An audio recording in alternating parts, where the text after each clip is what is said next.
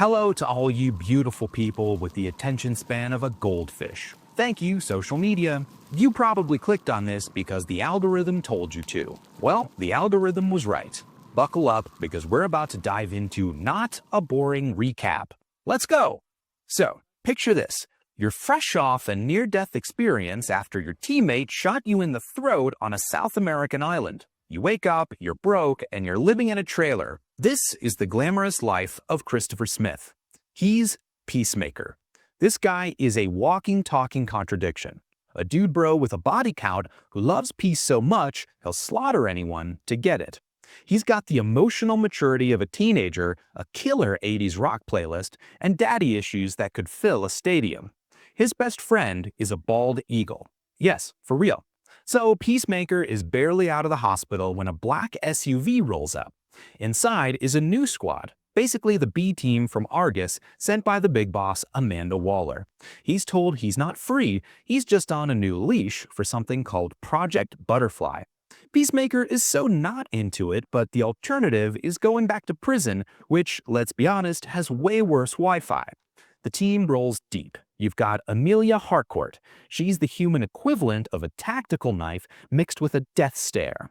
She has zero time for Peacemaker's nonsense and could probably kill you with a paperclip. Then there's John Economos. He is the group's IT guy, the man behind the keyboard. His main job is tech support and being the butt of every single joke about his obviously dyed beard. We also have Leota Adebayo, the fresh-faced rookie who seems way too nice for this line of work. Spoiler alert, she's Amanda Waller's daughter, basically a nepotism hire who's here to secretly babysit our boy Chris. And leading them is Clemson Mern.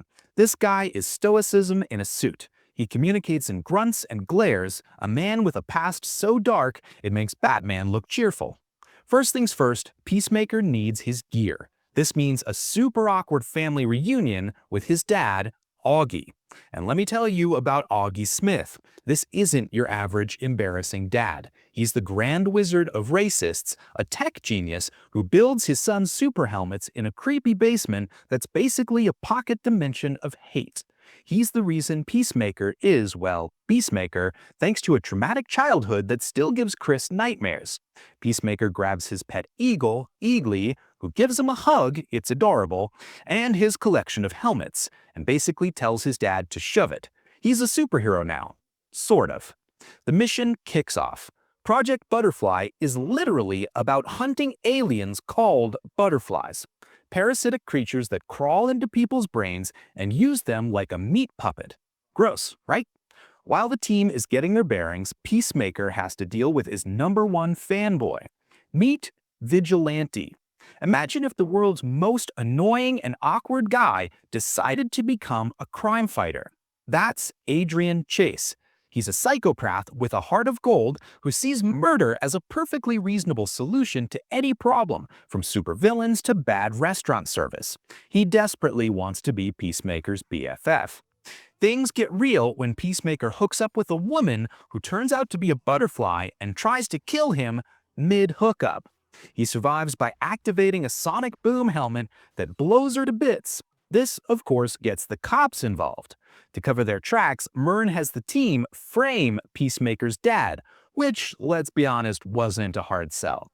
The team's next target is a U.S. senator who's been taken over by a butterfly. During the mission, Peacemaker is ordered to kill the senator's family, including his kids, who are also butterflies. But he hesitates. The guy who never flinches can't pull the trigger on kids. So who steps in? Vigilante, of course, who gleefully finishes the job to prove he's team material. Back at home base, Peacemaker secretly keeps the main butterfly from the senator mission alive in a jar. Meanwhile, Adebayo, following her mom's orders, plants a fake diary in Peacemaker's trailer to set him up as the fall guy if the mission goes south. But while snooping, she tries on an X-ray helmet and makes a shocking discovery. Mern is a butterfly. Hold up, plot twist. Mern explains he's a rebel butterfly. His species' homeworld is dying and their leader wants to take over Earth. Mern wants to stop them. Their plan? Destroy the butterfly's only food source on Earth, a giant alien creature they call the Cow. Meanwhile, Augie talks his way out of prison.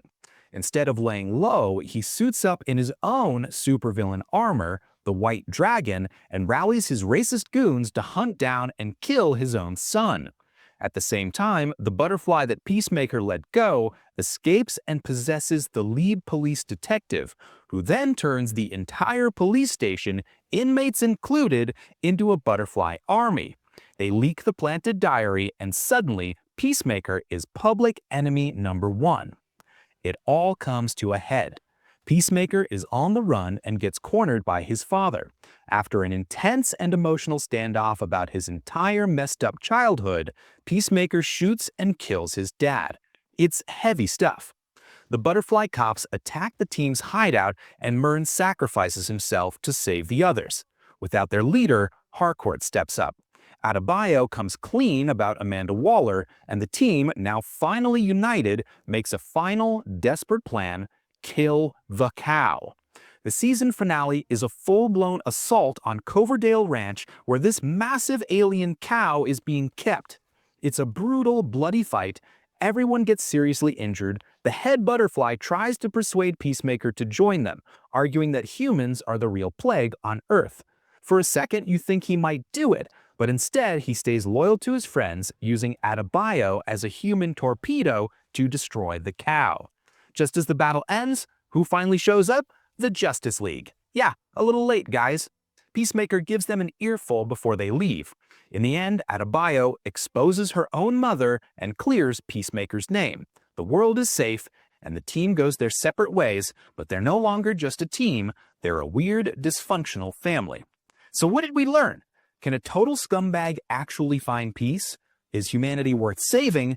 And most importantly, can you ever have too many ridiculously specific helmets? If you like this recap, you know the drill. Hit subscribe, punch that notification bell, and drop a comment below. Next time, maybe we'll figure out just what the hell Aquaman does on the weekends. Peace out.